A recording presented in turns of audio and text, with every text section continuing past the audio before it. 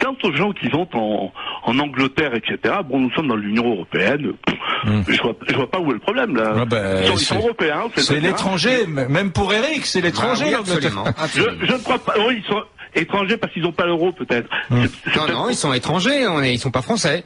Ça veut pas dire qu'ils sont nos ennemis. Étrangers, ça veut pas dire ennemis. Il n'est pas très Zemmour, c'est pas vraiment un Européen, hein, vous savez. Mais l'Européen, c'est une Oui, mais alors, comme disait Bismarck, l'Europe, c'est une géographie, c'est pas un pays. Qu'est-ce qu'il disait Bismarck? L'Europe est une géographie, c'est pas un pays. Non, il disait pas une géographie. Non. Alors, il dit géographie politique, il disait. Non. C'est pas la même chose. Pas du tout, pas du tout. Non, ce n'est pas la même chose. Pas du tout. Non, ce n'est pas la même chose.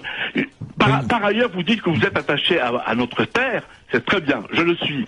Mais je vous ai entendu, à l'époque où vous sévissiez sur une chaîne du service public sur la 2, pour ne pas la nommer, que vous étiez d'origine berbère. Bon, donc vous êtes attaché à votre terre. Non. Et donc pourquoi ne pas retourner en Kabylie, par exemple? Non, là vous dites n'importe quoi. Eh non, c'est vous qui avez dit, c'est pas moi, hein. Non. J'ai dit, on m'a demandé quels étaient mes ancêtres. Mes ancêtres, oui, ils sont berbères. Donc vous êtes berbère. Mais non, pas du tout, pas du tout. Parce vous que êtes quoi? Je suis français. Vous êtes français d'origine berbère. Mais alors, et alors, à ce moment-là, pourquoi ne pas retourner, justement, lorsque vous faites le Kiev... Mais mon cher, c'est compliqué, Michel. Mon cher monsieur, on peut vous répondre là, ou vous parlez tout seul? Mon cher monsieur. Voilà, Michel. Mon cher monsieur. Je vous écoute. Mon cher monsieur, il y a un siècle et demi, mes ancêtres ont demandé et ont été ravis d'acquérir la nationalité française. Donc ils sont français. Ah, caca. À part Pétain qui leur a enlevé la nationalité française, ils sont français et ils aiment la France et donc c'est comme ça que je suis devenu français. Donc ma terre, c'est la France. Mes ancêtres, c'est les Gaulois, même si c'est culturel et même si ethniquement, ce ne sont pas des Gaulois.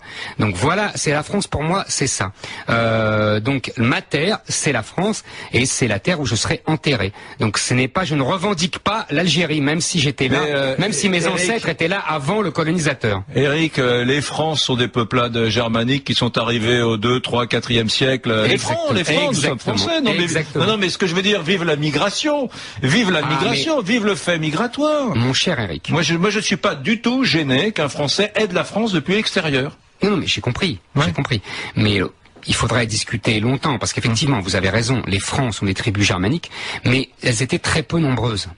Si vous voulez, aujourd'hui, on ne peut plus comparer les migrations de l'époque, c'est ce que font les gens qui défendent les migrations d'aujourd'hui, mais ce ne sont plus du tout les mêmes nombres, et ça change tout.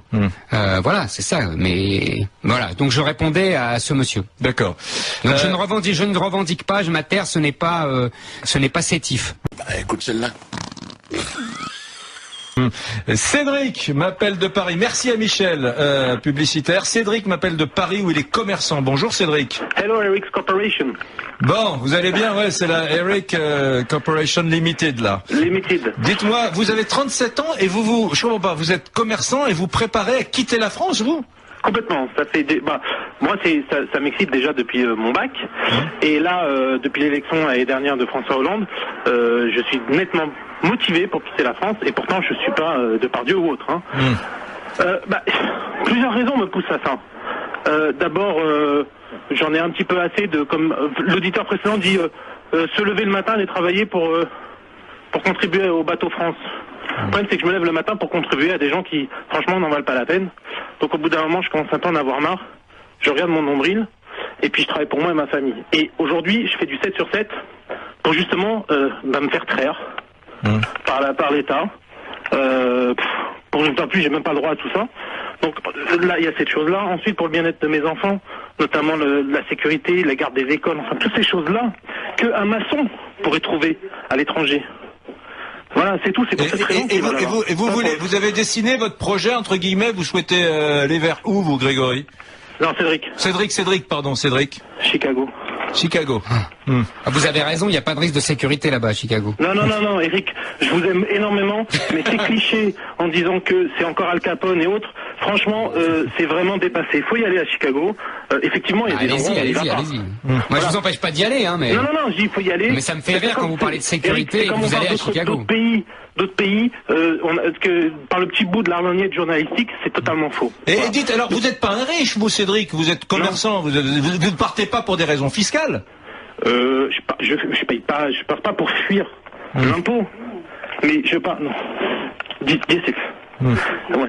Je pars simplement parce que, surtout pour l'environnement, le bien-être, etc. Ouais, mais... Effectivement, j'en ai marre de bosser pour les autres et qu'au bout à la fin du mois, il reste rien. C'est ça que vous ne comprenez pas, Éric Zemmour. C'est ça que vous ne comprenez pas. Les gens qui se tirent ne se tirent pas pour des raisons fiscales, ou en tout cas jamais que pour ça. Jamais que pour ça. Il y a la question du désamour qui est très importante. Le mépris, le racisme social n'existe qu'en France. Jamais un chef d'État n'a dit, même avant d'être chef d'État, je n'aime pas les riches. Enfin, c'est désigner une caste, une strate sociale à la vindicte générale. C'est inacceptable. Les riches contribuent à construire les centres hospitaliers que vous vantiez tout à l'heure, Éric Zemmour. Éric, il y a dans tout pays, il y a des systèmes de pensée qu'on appelle une culture et qui sont globales. C'est-à-dire que là-dedans, vous pouvez toujours prendre quelque chose qui ne vous plaît pas, et vous avez bien raison. Mais si vous voulez, si vous tirez une pelote, vous avez l'ensemble du système. Alors quand vous nous dites, oui, c'est vrai, il y a une certaine envie, vous savez déjà, Tocqueville, Chateaubriand, tous les grands auteurs ont déjà dénoncé le défaut français de l'envie. Donc c'est pas nouveau. Mais si vous voulez, c'est un ensemble. Il y a des défauts, il y a des qualités qui vont avec l'ensemble. Je m'élève toujours quand on me dit, c'est pour ça que je me moque gentiment du monsieur quand il me dit j'ai des problèmes de sécurité, je vais à Chicago.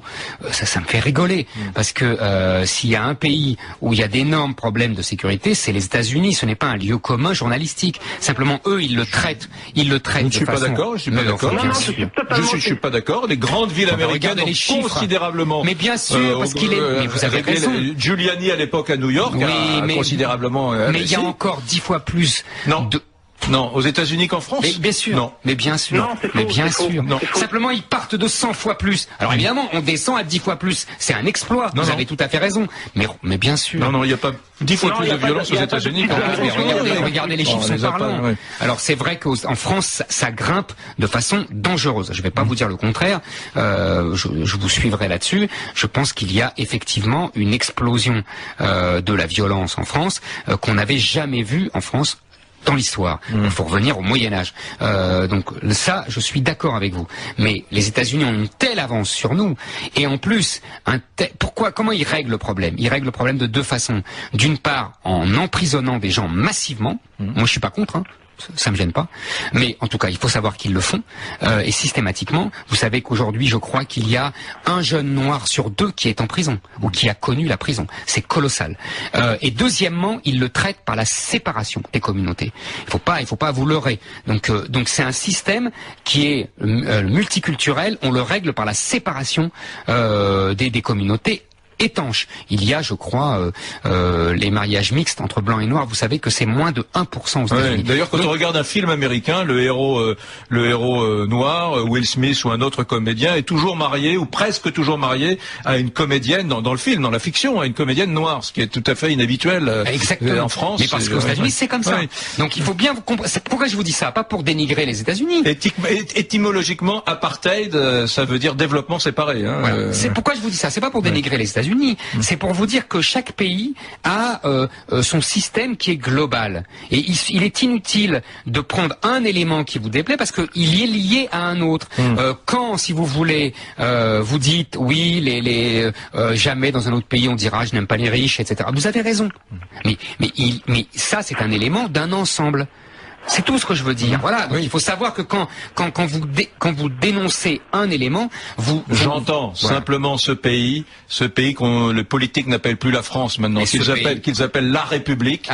Simplement. Alors ça, ce pays n'a pas commencé à la 5e République ni à 1789. Alors Brunel, ce pays il est magnifique, il dure depuis longtemps. Pourquoi est-ce que certaines personnes le tordent ce pays et lui donnent cette configuration si déplaisante pour des millions de citoyens qui lui ont tellement donné donné et qui ont si peu reçu. Et je comprends que ces citoyens veulent se tirer. On va se retrouver sur... je suis tout à fait là, vous avez dit un truc qui me touche, parce que ça m'exaspère moi aussi, qu'on ne dise plus la France, mais la République. La République, il y a la République vénézuélienne, la République italienne, la République, il y en a beaucoup.